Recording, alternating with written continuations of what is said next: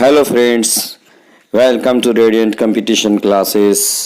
Radiant competition class में आप लोगों का स्वागत है। और आज हम लोग बात करने वाले हैं टेस्ट सेट 2, यानी इसके पहले टेस्ट सेट 1 हम लोग दे चुके हैं और उसके बाद हम लोग दूसरा देखते हैं टेस्ट सेट 2। इसमें देखिए पहला क्वेश्चन है कि जल का शुद्धतम रूप क्या है। जल का शुद्धतम रूप क्या है। ए नल का पानी, बी झरने का पानी, सी वर्षा का जल और डी समुद्र का जल। तो इसका सही आंसर होगा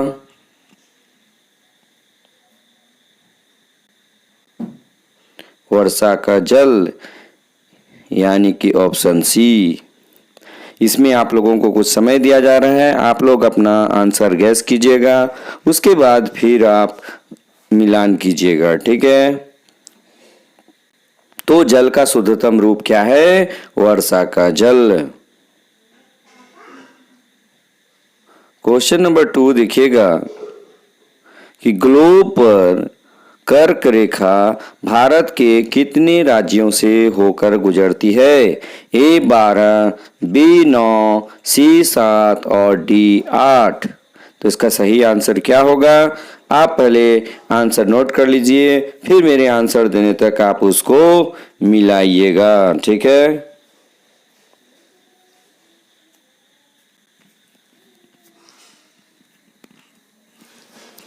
तो इसका सही आंसर होगा डी, यानी कि इसका आंसर क्या होगा? 2 नंबर का डी। ग्लोब पर कर्क रेखा भारत के कितने राज्यों से होकर गुजरती है?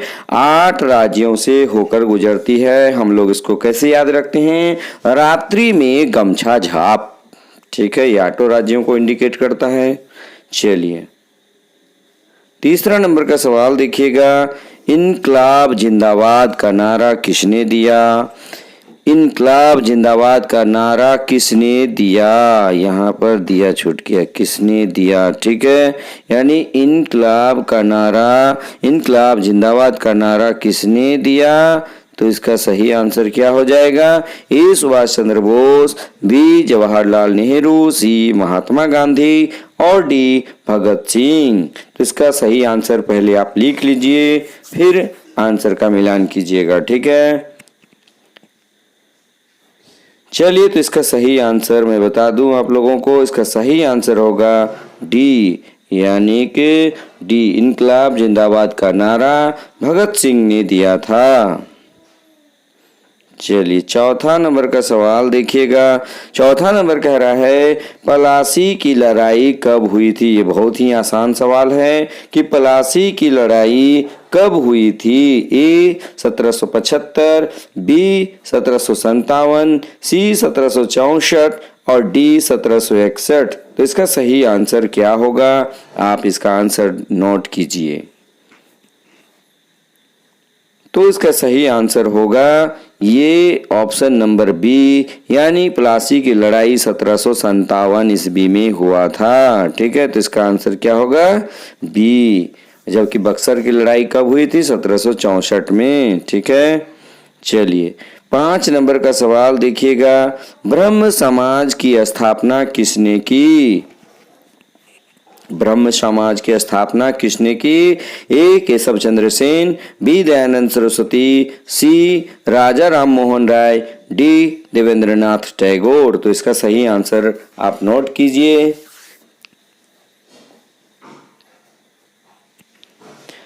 तो इसका सही आंसर अब मैं बता दे रहा हूं, ब्रह्म समाज की स्थापना राजा राम मोहन राय ने किया था, यानी ऑप्शन नंबर सी बिल्कुल सही है। ब्रह्म समाज की स्थापना किसने की? तो इसका सही आंसर है राजा राम मोहन राय। चलिए छठा नंबर का सवाल हम लोग देखते हैं कि किस प्रकार के दृष्टि दोष के लिए उत्तल लेंस का उपयोग किया जाता है। ए दूर दृष्टि दोष, बी निकट दृष्टि दोष, सी मोतियाबिंद, डी नन, यानी इनमें से कोई नहीं।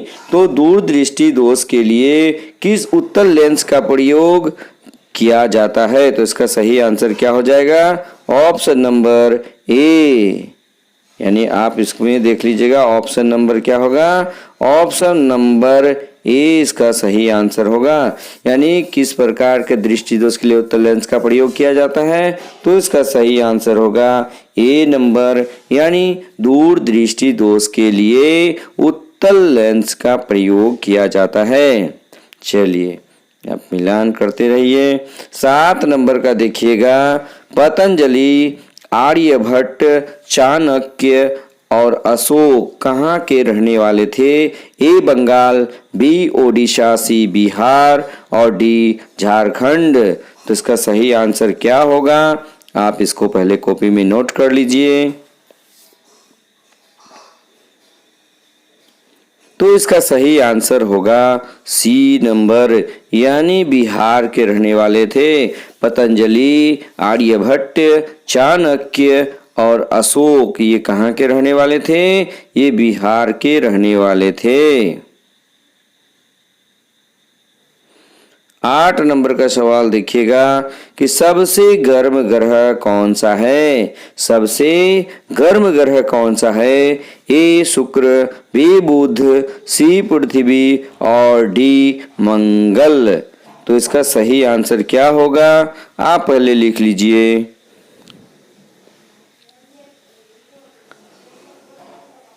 तो इसका सही आंसर होगा ए शुक्र, यानी इसका क्या होगा सही, ए शुक्र होगा। जबकि सूर्य के सबसे नजदीक बुध है, लेकिन बुध को सबसे ज्यादा गर्म नहीं माना जाता है, सबसे गर्म ग्रह नहीं माना जाता है, क्योंकि वहां पर वायुमंडल का अभाव पाया जाता है। जबकि शुक्र में वायुमंडल के कारण ही यह सबसे ज्यादा गर्म ग्रह माना जाता है। ठीक है, चलिए उसके बाद 9 नंबर में देखिएगा कि रेगूर किस मिट्टी का नाम है? ए लाल मिट्टी, बी जलोढ़ मिट्टी, सी काली मिट्टी और डी लेटेराइट मिट्टी। तो इसका सही आंसर क्या होगा, इसका सही आंसर आप नोट कर लीजिए पहले।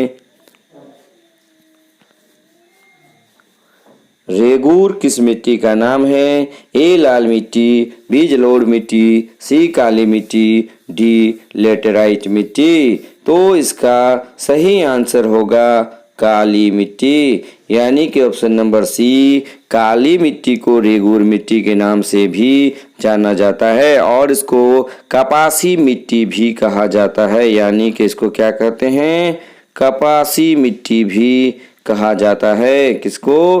काली मिट्टी को।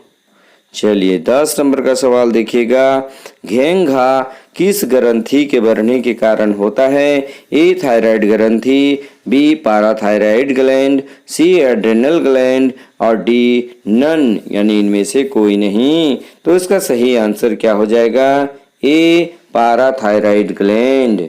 यानी कि घेंघा किस ग्रंथि के बढ़ने के कारण होता है?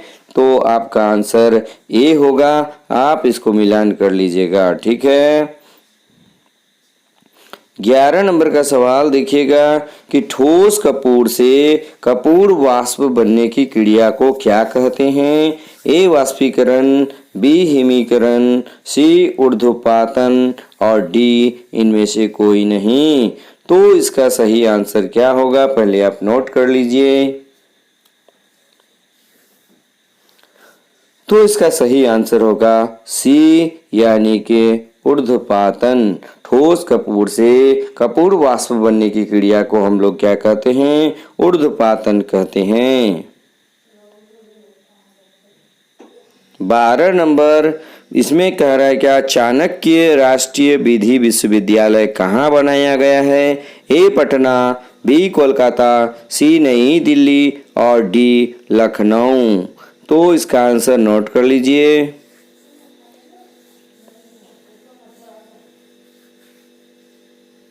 तो इसका सही आंसर होगा पटना, यानी चाणक्य राष्ट्रीय विधि विश्वविद्यालय मीठापुर पटना में बनाया गया है। नेक्स्ट लिखिएगा, ध्वनि की गति सर्वाधिक होती है, यानी ध्वनि की गति सर्वाधिक होती है ए वायु में, बी जल में, सी निर्वात में और डी लोहे में। तो इसका सही आंसर क्या होगा, आप नोट कर लीजिए।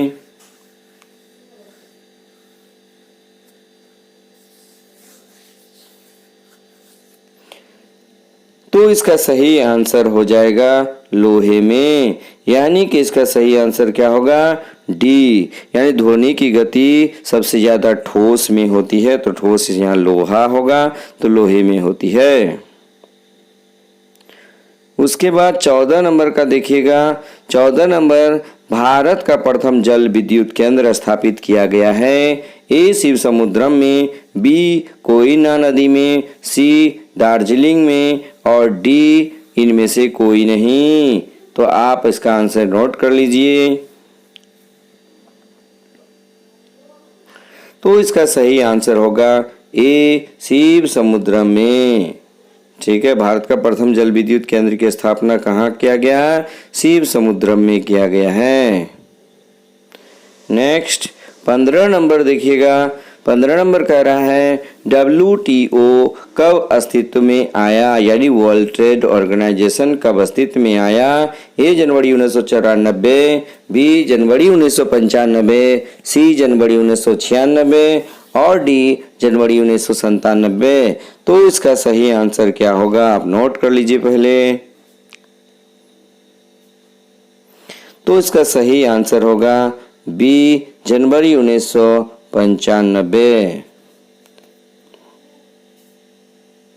16 नंबर का सवाल देखिएगा।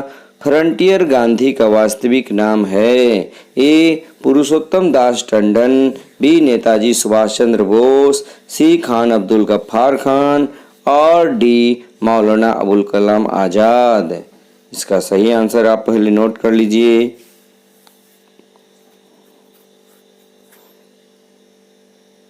तो इसका सही आंसर होगा सी खान अब्दुल गफ्फार खान, जिसको फ्रंटियर गांधी के नाम से भी जाना जाता था। ठीक है, या जाना जाता है। ठीक है, नेक्स्ट 17 नंबर में देखिएगा। विश्व में अग्रणी उत्पादक, भारत विश्व में अग्रणी उत्पादक है। ए अभ्रक का, बी कोयला का, सी चीनी का और डी लोहा का। तो भारत विश्व में सबसे ज्यादा किस चीज का उत्पादन करता है? ए अभ्रक का, बी कोयला का, सी चीनी का और डी लोहा का। तो आप इसमें आंसर मिलान कर लीजिए।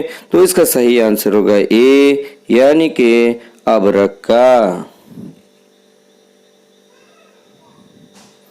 18 नंबर का देखिएगा। स्टील में कठोरता प्रदान करने के लिए किसकी मात्रा बढ़ाई जाती है? ए कार्बन की, बी मैग्नीज की, सी सिलिकॉन की, डी क्रोमियम की। तो अब आंसर का मिलान कर लीजिए। तो इसका सही आंसर होगा, इसका सही आंसर होगा, क्या सही आंसर होगा? तो इसका सही आंसर होगा डी, यानी देखिएगा स्टेनलेस स्टील लोहा, क्रोमियम और निकेल का बना होता है। ठीक है, तो इसका सही आंसर क्या होगा? क्रोमियम। चलिए 19 नंबर का सवाल देखिएगा। महात्मा गांधी ने भारत में सत्याग्रह का प्रथम प्रयोग कहाँ किया था? ए वर्धा में, बी साबरमती में, सी चंपारण में, डी इनमें से कोई नहीं। तो इसका सही आंसर क्या होगा, आप इसको पहले चुन लीजिए। अब आंसर का मिलान कर लीजिए। तो इसका सही आंसर होगा सी चंपारण में, यानी महात्मा गांधी ने सत्याग्रह का प्रयोग सबसे पहले 1917 ईस्वी में बिहार के चंपारण में किया था। ठीक है, 20वां सवाल और ये आखिरी सवाल है। भारतीय संविधान को संविधान सभा द्वारा अंगीकृत किया गया। कब अंगीकृत किया गया? ए 26 नवंबर 1949, बी 15 अगस्त 1949, सी 2 अक्टूबर 1949 और डी 15 नवंबर 1949। तो आप इसका आंसर पहले कर लीजिए। फिर से क्वेश्चन सुना जाए। भारतीय संविधान को संविधान सभा द्वारा अंगीकृत किया गया। कब किया गया? ए 26 नवंबर 1949 को, बी 15 अगस्त 1949 को, सी 2 अक्टूबर 1949 को डी 15 नवंबर 1949 को। तो इसका सही आंसर क्या होगा? इसका सही आंसर हो जाएगा ए, यानी इसका आंसर क्या होगा? ए हो जाएगा। ये 26 नवंबर 1949 कब होगा? 26 नवंबर 1949 ईस्वी को। क्या इसका आंसर होगा? 26 नवंबर 1949 ईस्वी को। ठीक है, तो इस प्रकार आज यहाँ टेस्ट में हमने 20 प्रश्नों को डाला। ठीक है, इसमें अब हमको आप कमेंट करके बताइए और मिला करके आपका कितना आंसर हुआ। यानी कि यदि आप इसमें 15 क्वेश्चन का आंसर यानी 15 प्लस आंसर करते हैं, ठीक है, कितना? 15 प्लस यदि आंसर किए हैं तो आपका तैयारी बहुत अच्छी मानी जा सकती है। ठीक है, यदि तैयारी आपका नंबर यदि 10 से 12 आता है तो इसको एवरेज तैयारी माना जा सकता है। ठीक है, 10 से कम रहने वाले निश्चित रूप से आपको जबरदस्त मेहनत करने की ज़रूरत है और स्मार्ट वर्क करने की ज़रूरत है। ठीक है, तभी आपको सफलता मिल सकती है और लगातार आप इसी तरह टेस्ट देते रहिए और अपने जितने भी आपने पढ़ा है, ठीक है, उसकी जांच यानी अपने जो भी पढ़े हैं, आपने जो भी पढ़ा है, ठीक है, उसकी जांच आप अवश्य करते रहिए। टेस्ट निश्चित रूप से दीजिए। टेस्ट देने पर ही आपको अपने विकास का या आप क्या सीख पा रहे हैं उसका अनुमान आप लगा सकते हैं। ठीक है, तो इस प्रकार आप हमारे चैनल में यदि नहीं हैं तो आप सब्सक्राइब कर लीजिएगा, बेल आइकन दबा दीजिएगा ताकि आपको बेहतर से बेहतर टेस्ट के रूप में बेहतर से बेहतर क्वेश्चन मैं आप लोगों तक पहुंचा सकूं और आप लोग इसका या इस टेस्ट में भाग लेकर अपने आप को जांच सकते हैं कि आप कितने पानी में हैं। ठीक है, या आपकी तैयारी किस दिशा में है। ठीक है, बस आज के वीडियो में इतना ही। धन्यवाद।